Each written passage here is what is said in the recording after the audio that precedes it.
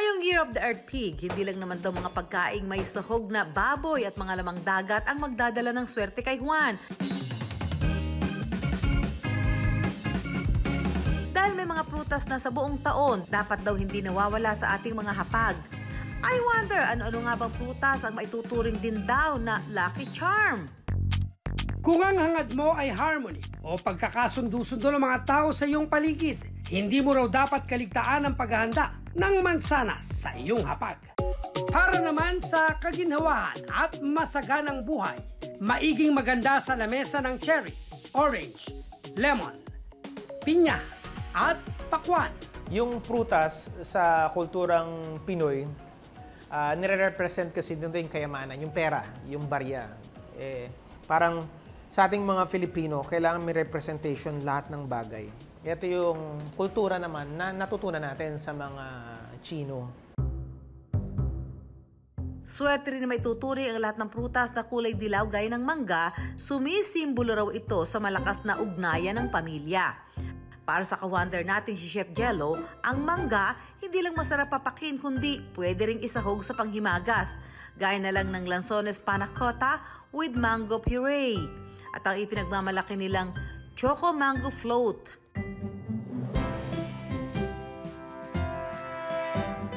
Lalagay po tayo ng diced na mango sa ating glass. Then ilalayer natin siya using crushed grahams. Then lastly, lalagay natin itong mga dinurog-durog na grahams. Then ang ating last step, lalagyan na natin siya ng manipis na chocolate chip. So, magmumukha talagang nakalutang yung ating mangga.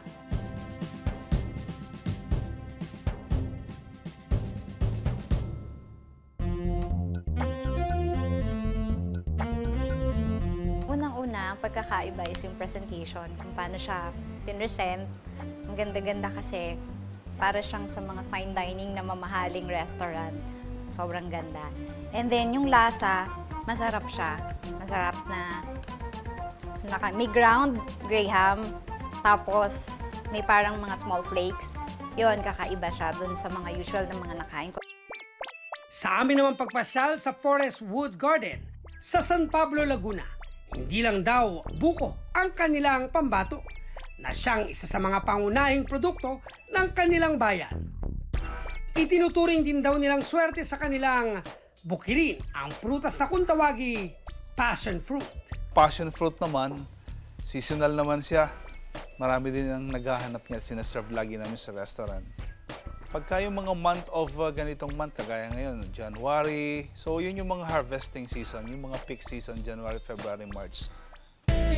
Bukod sa mga panghimaga sa passion fruit jelly flan, passion fruit jelly in the glass, at Graham Cathedral passion fruit, mapalad daw sila na nakikilala rin ang kanilang lugar bilang isa sa mga mapagkakatiwalaang agricultural center sa Laguna.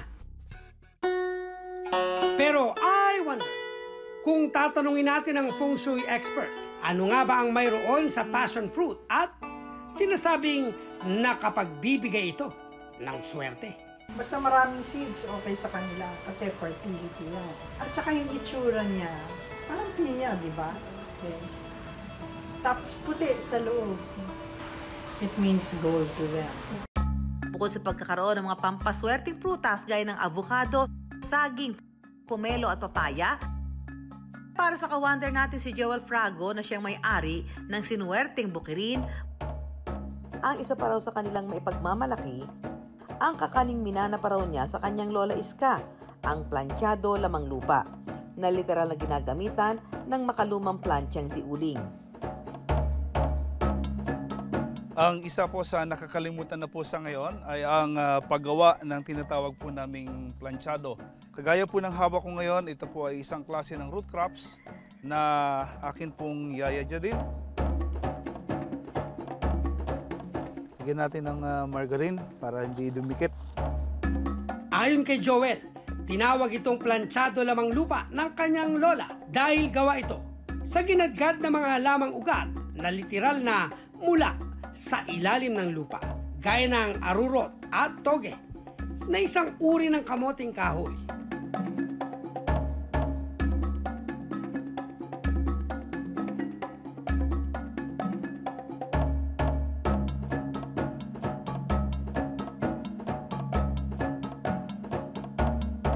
Pag binuksan natin yung plancha, lalo nang mas maganda yung pasok ng air, ng hangin, mas malakas. Mas malakas ang init na ibinibigay nito kapag nabuksan natin ito. Kapag naluto na mula sa init ng plancha ang ginadgad na arurot at toge, may hambing na sa tupig ang pinakahitsura at lasa nito. Pero ang kaibahan, bukod sa niluluto ito sa plancha, Yung tupig, yari sa cereals. Pero ito, yari sa fruit crops. Dahil sa tradisyonal na kakaning ito na inihahain ni Joel sa kanyang mga bisita, unti-unti na rin nakilala ang kanyang farm, lalo't ang kakaning tulad ng planchado lamang lupa, may tuturing na yaman ng mga taga San Pablo. Kakaiba siya. Sa kultura ni Juan, masasabing hindi na bago ang paniniwala na may dalang swerte ang mga kakanin, lalo pat bago pa man dumating ang mga dayuhan sa ating bansa, may konsepto na tayo ng pag-aalay ng bigas sa mga anito na siyang pangunahing sangkap sa paggawa ng mga kakanin. Kasi paniniwala natin at ang lahat ng ng mga kultura, merong Diyos na mag-guide. Kaya dapat magbigay ng alay dun sa Diyos. dagdag pa ng feng shui expert na si Johnson Chua. Swerte po yung mga malalagkit o matatamis sa pagkain kasi it symbolizes sweet and harmony. Okay, especially ang tinatawag natin pag sa family, gusto natin stick together. Okay, kaya may kasabihan pagkakain po kayo mga ganyan, eat it with your friends, closest friends, your brothers or sisters, and even with your family.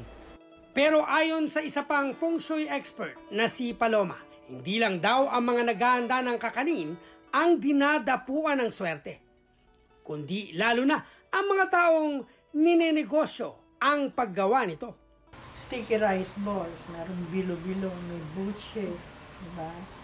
Ang daming alternatives na ikabubuhay ng mga Pilipino na gumagawa niyan.